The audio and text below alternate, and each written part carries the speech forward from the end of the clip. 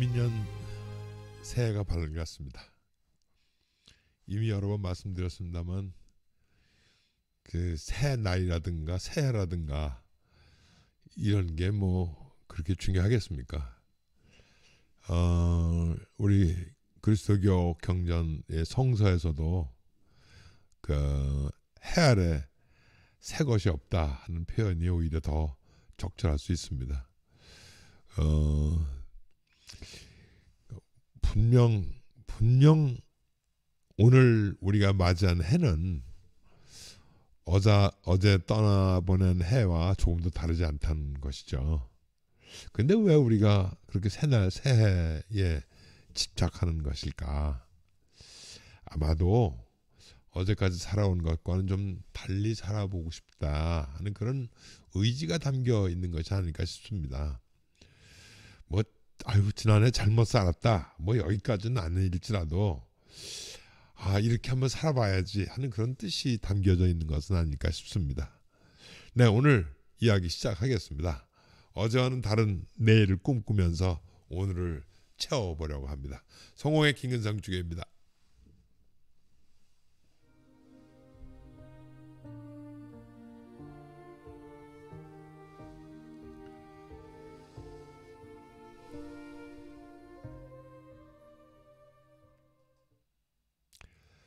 (2021년이) 무척 힘이 들었던 것은 분명한 사실입니다.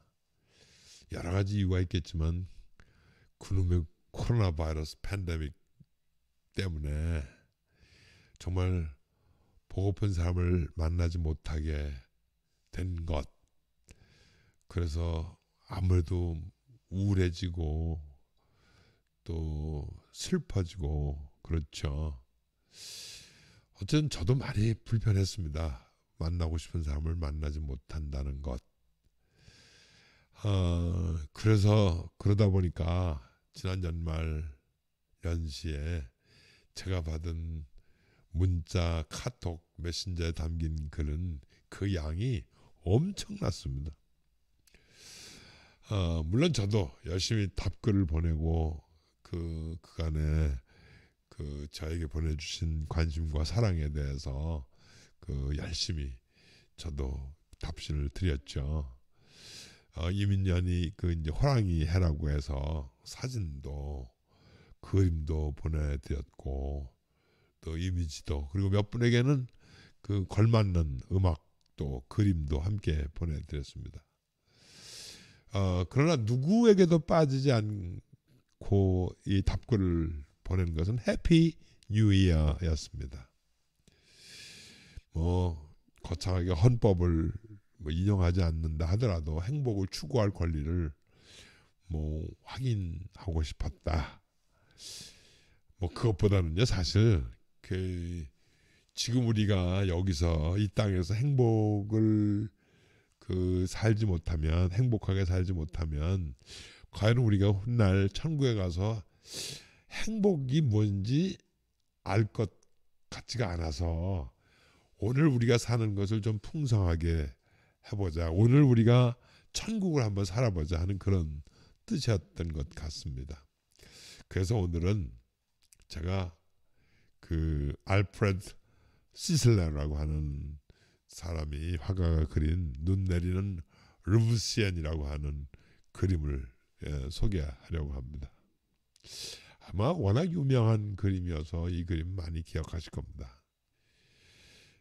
알프레드 시슬레, 이분은 워낙은 영국에서 태어나신 분입니다. 근데 몰락을 해서 런던에서 사는 게 굉장히 비용이 많이 들어서 프랑스 파리의 주변에 살다가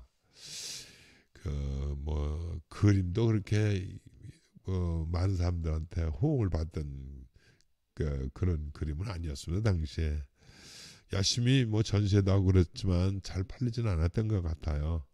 1899년에 세상을 떠나게 되는데 이 그림 1878년 그분에게 있어서는 정말 최고의 붓터치가 생생한 그런 캔버스의 유체 그림입니다.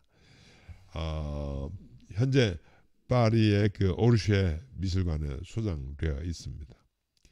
근데 제가 왜 이 그림을 이 새해 첫날에 소개하는 이유는 이 그림이 주는 외로움, 고독감 같은 것이 있긴 합니다. 그런데 바로 그 외로움, 고독감 그 속에 감춰져 있는 것은 깊은 희망과 그 어떤 상쾌함 같은 것들이 이 안에 담겨져 있는 것 같아서 그랬습니다. 혹시 기억하실지 모르죠. 우리 그 김명숙 화가라고 하는 분이 계신데 그분이 최근에 365일 명화 달력에 1월 1일에 이 그림을 소개하더라고요. 그 느낌이 조금도 다르지 않아서 여러분들한테 소개해 드리는데, 사실 이 그림은 지금은 뭐 이 정치에서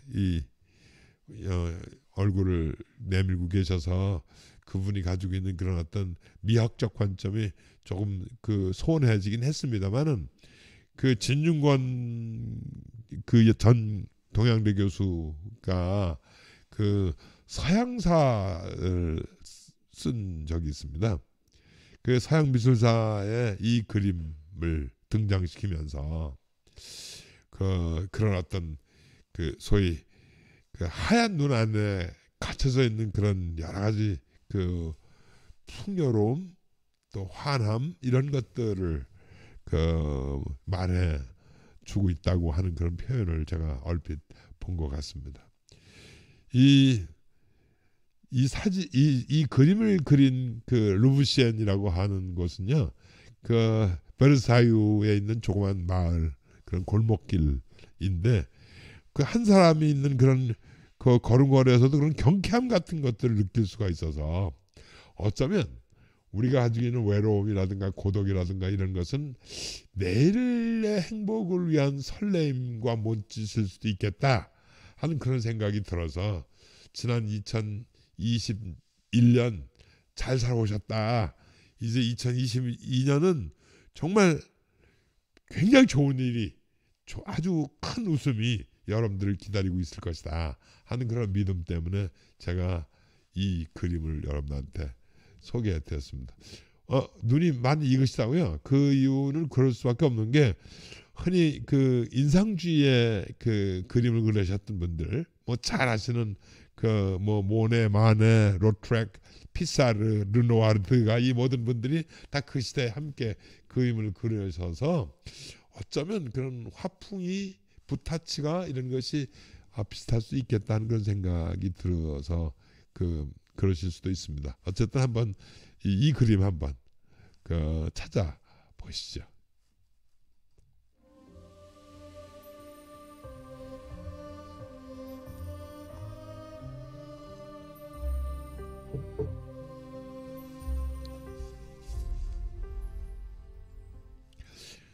네, 2022년을 이민년이라고 합니다. 60간지로 보면 39번째, 보통 검은 호랑이 띠라고 하죠. 이 띠라는 게 음력이 기준이니까 아주 이건 저희가 지금 신축년 소띠에 살고 있는 셈입니다. 물론 명리학의 기준으로 보면 음력설이 찰나는 아니고요. 오히려 입춘이 돼야 호랑이 띠라 말할 수 있다고 하죠. 하지만 이건 별로 중요하지 않습니다.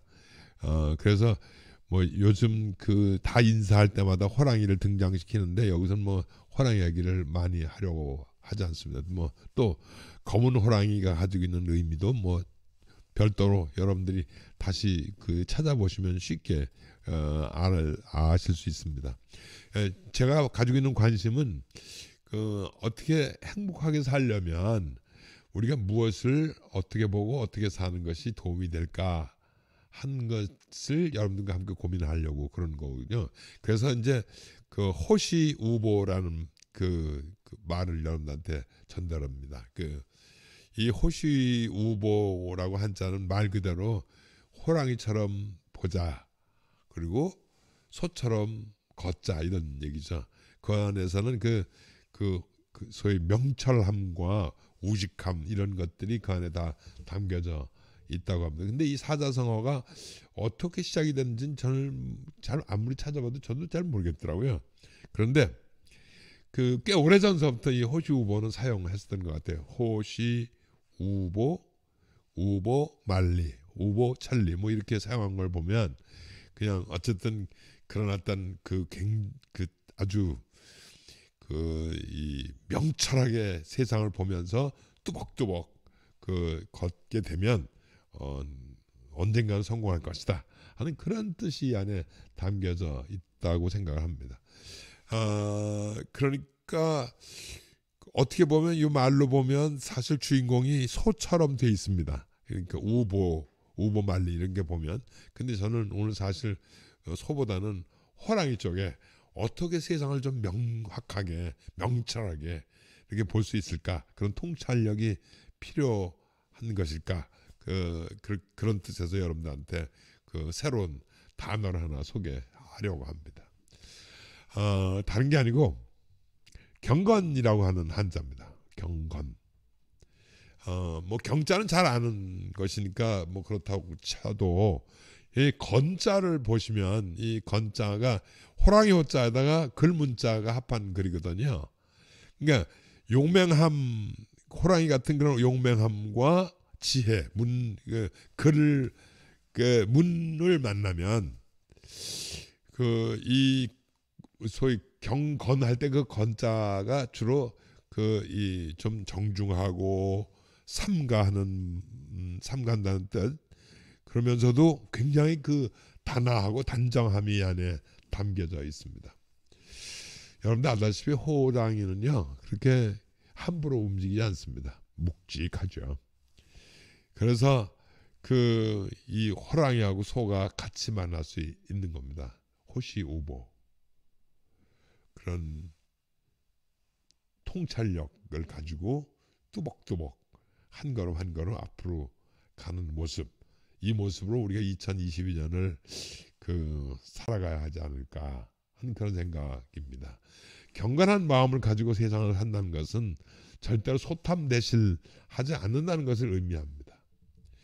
어떻게 보면 그 경건함의 속에서는 그 과거의 우리의 삶이 우리를 만드는 것이니까, 때로 우리가 그런 어떤 과거에 부끄럽고 또 스스로의 그런 어떤 모습에 실망해서 때로 소스라치게 놀랄지라도 이런 모든 것들이 오늘의 나를 있게 한 것이니까 이것을 양식으로 삼아서 더 나은 내일을 만들어 가기 위한 걸음을 걸어야 된다는 거죠. 그것도 아주 묵직하게 뚜벅뚜벅 발길을 옮겨가야 한다는 것을 말합니다.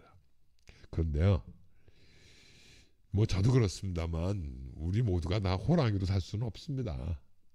호랑이일 수가 없죠. 어쩌면 흉내 낼 수 없을지도 모릅니다. 그래서 제가 저도 그렇겠지만 여러분들한테 권하는 것은 이왕 이렇게 된 거 호랑이 등에 아니면 소 등에 타는 건 어떻겠냐 하는 그런 겁니다. 그리고는 귀에다 이렇게 속삭이는 겁니다. 죄송합니다. 미안합니다. 저는 그대 호랑이처럼 소처럼 살 자신이 없어요. 하지만 그대는 나를 위해서 호랑이처럼 소처럼 그렇게 호랑이 소처럼 잘 살아주십시오. 다른 맘 먹지 마십시오. 만약 그러면 제가 없어지지 않습니까? 제가 없어지면 당신이 가장 사랑하는 사람을 놓치는 겁니다. 그러니까 저를 위해서라도 호랑이처럼 뜨거운 눈으로, 명철한 눈으로 세상을 좀 봐주시고, 소처럼 저를 등에 업으시고 넉넉하게 그리고 튼실하게 한 발 한 발 옮겨주시기를 간곡하게 부탁드립니다. 이렇게 속삭인다는 것이죠.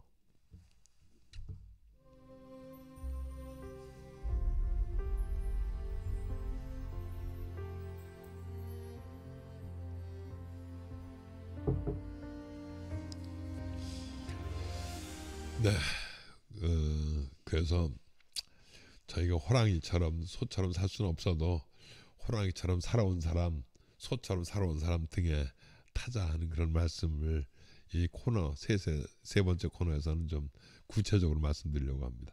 지난 주간에 저희는 두 분의 죽음을 기억해야 했습니다. 한 분은 26일 날 그 세상을 떠나신 남아프리카 공화국의 데스몬드 투투 주교님, 성공회 주교님입니다.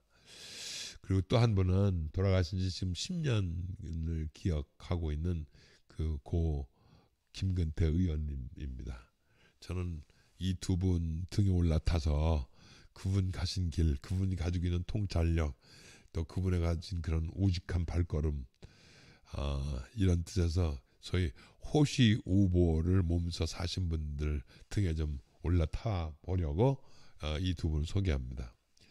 지난 12월 26일 날 소천하신 세계성공의 그 우리 남아프리카 주교님이신 우리 데스몬드 투투 주교님, 뭐 다른 것 말고도 우선 당시 지금 현재 그 세계성공의 수자주교이신 캔터버리 대주교 저스틴 월비 그분이 쓰신 추도문을 다는 아니고 좀 읽어드리려고 합니다. 투투 주교님의 별세 소식을 우리가 깊은 슬픔 가운데, 하지만 그의 삶을 통해 뒤돌아볼 때 깊은 감사함으로 듣게 되었습니다. 투투 주교의 사랑은 정치인들, 사제들, 남아공 시민들, 세계 리더들의 삶을 바꿨습니다. 주교님은 예언자였으며 사제였으며 말함과 동시에 실천하신 분이었고, 자신의 생애의 기초가 된 희망과 기쁨을 재현하신 분입니다. 주교님은 용감하신 분이었습니다. 경찰들이 케이프타운 대성당을 들이닥쳤을 때 주교님은 성당 통로로 내려와 춤을 추며 저항하셨습니다. 주교님의 비전과 용기는 탁월한 정치적 감각과 지혜로 결합되어서 아직 많은 이들이 아직 상처와 전쟁만에 매몰되어 있을 때 치유자이자 평화의 사도가 되게 하셨습니다. 주교님은 개척자였습니다. 케이프타운의 첫 흑인 주교였으며 진실과 화해의 선구자이셨습니다. 주교님은 정의의 위대한 전사로서 자신의 조국을 위하여 남아프리카 헌법의 포용성을 위하여 세계의 불의로 고통받는 이들을 위한 싸움을 멈추지 않으셨습니다. 아직 성공의 신자가 많지 않고, 그래서 사람들이 성공의 교회가 무엇인지 모르는 사람들에게도 데스몬드 투투가 있는 교회이다 라는 설명만으로도 주교님이 받고 있는 존경과 국제적 평판을 바탕으로 우리는 증언을 할 수 있었습니다. 무엇보다도 주교님은 그리스도의 제자였습니다. 그것이 주교님의 뿌리였습니다. 주교님을 만난 후 많은 사람들이 하느님을 가까이 느끼게 되었다고 하였습니다. 그 기쁨, 은혜, 웃음, 희망, 생명은 주변 사람들을 예수 그리스도에 대한 감각으로 사로잡았습니다. 우리는 주교님의 눈에서 본 예수님의 사랑, 그의 목소리에서 예수님의 동정심, 그의 웃음에서 우리가 들은 예수님의 기쁨, 그의 얼굴에서 예수님의 얼굴을 보았습니다. 그리고 그것은 아름답고 용감했습니다. 주교님의 가장 큰 사랑은 이제 그가 주님을 배울 때 드러날 것입니다. 큰 상실의 슬픔을 느끼면서도 이렇게 잘 살아온 오늘에 우리는 감사드릴 뿐입니다. 성 스테반 기념일에 남아프리카 공화국의 관구와 국민들에게 조의를 표합니다. 캔터버리 대주교 저스틴. 이 추도문 하나로도 그분이 어떻게 살아왔는지를 대충 알게 됩니다. 흑백 문제가 첨예할 때도 모든 분리주의 정책, 어떤 그 아파테이트라고 합니다. 그 정책에 온 몸을 바쳐서 저항을 하셨습니다. 총칼을 들고 성당을 포위당할 때도 그분은 작은 몸매로 아름다운 춤을 추셨습니다. 그분이 노벨 평화상을 받게 되었을 때도 그것이 그렇게 중요하다고 생각하지 않으셨습니다. 오히려 거꾸로 그렇게 고통을 당하면서도 고통을 준 많은 군인들에게 용서와 화해를 요청하셨습니다. 그 끝은 2013년도 은퇴하시고 난 다음에도 계속되어서 그분은 이러한 위험한 워딩도 하셨습니다. 어떤 차별도 안 됩니다.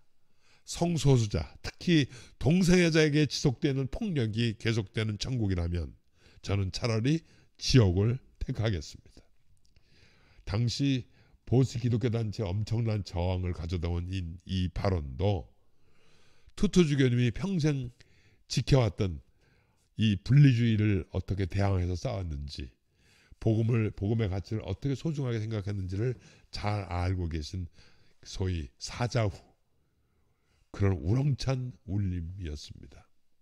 중요한 거는 하나님께서 주신 인권은 누구에게도 차별받아서는 안 된다고 하는 일관된 원칙이었습니다.